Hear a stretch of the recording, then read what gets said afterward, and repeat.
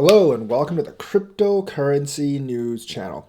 We're going to talk about why Bitcoin is basically bound to moon after this war, even if the West decides to restrict and maybe even sanction Bitcoin during this conflict. Now, I really don't think they are.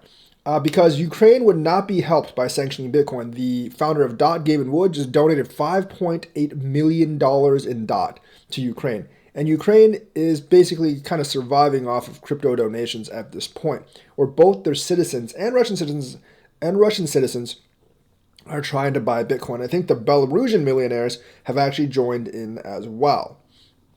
Yes, there is a small chance that some of those guys will use the crypto to get around sanctions. But even if the West kind of like comes down on crypto, I think European countries in secret will be buying crypto themselves. Maybe not the governments, but definitely the citizens. Even if the country makes it kind of sanctioned, I do think the citizens will secretly buy Bitcoin after seeing what is happening in Russia and Ukraine. Because there's no telling when something like this will erupt again in Europe. I mean, think about it. It's Europe. Every couple of decades, there's some mad, crazy guy that wants to take over the world or expand his empire or whatever. I mean, and no one really knows who that is going to be next time. Would it be Putin Jr., Putin II, the ghost of Stalin, the wannabe Nazi who's Hitler? Like, basically, like, every couple of decades, there's some crazy nationalist, anti-Semitite, or, like, fascist that basically, like, tries to conquer the world, or at least conquer Europe. And there's, like, a big, big escalation of conflict. And during that escalation of conflict, what happens? The price of your fiat tends to go down, especially with long-range cruise missiles and bombs now. You can bomb a country into oblivion without even invading the country at all, unlike in previous times. And that could really tank the economy and currency of a country. And in that case, the only thing that can actually help you is if you've invested in a global currency like Bitcoin or some other crypto. And people, I think, through this conflict, I mean, they're definitely seeing how crypto can be used to actually move money and save value. So I do think this will be like a subconsciously a big, big trigger event for the mass adoption of crypto, regardless of what the governments officially say about it.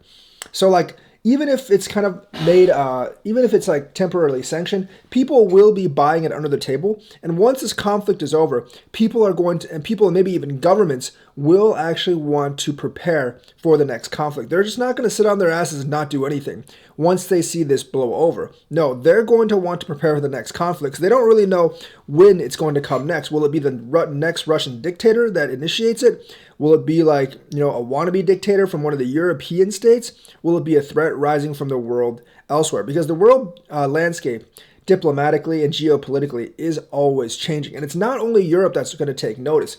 Central America, South America, with all its revolutions, sometimes inspired by the United States, is probably also taking notice as well. And plus, with countries like Brazil, Venezuela, El Salvador, thinking about making Bitcoin legal tender, this will actually make it even easier because those countries are already making the step in making a global currency just in case their own currency doesn't do so well or their country falls into economic turmoil.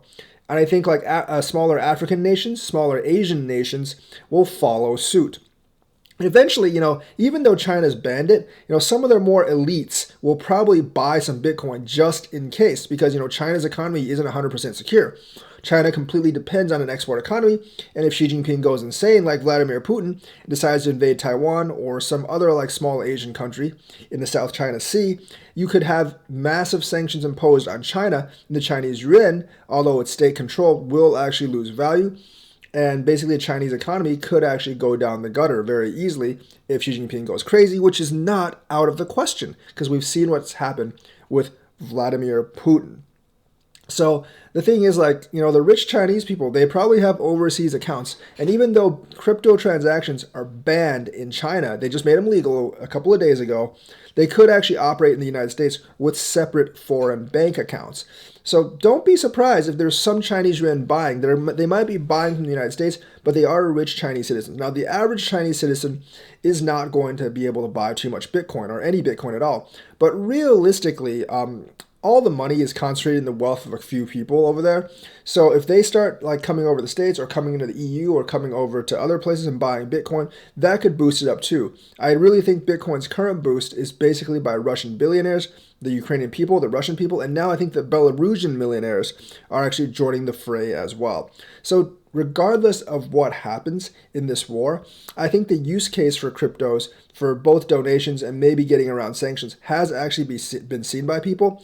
And even if there's like overtly laws against it, I think covertly both individuals, countries, and institutions will be buying Bitcoin just in case something crazy happens. So with that underlying sentiment, I think Bitcoin will moon soon after this conflict, especially in the longer term. So that's the news for today. Let me know what you think. Like and subscribe and hit that bell notifications button. Thank you and have a nice day.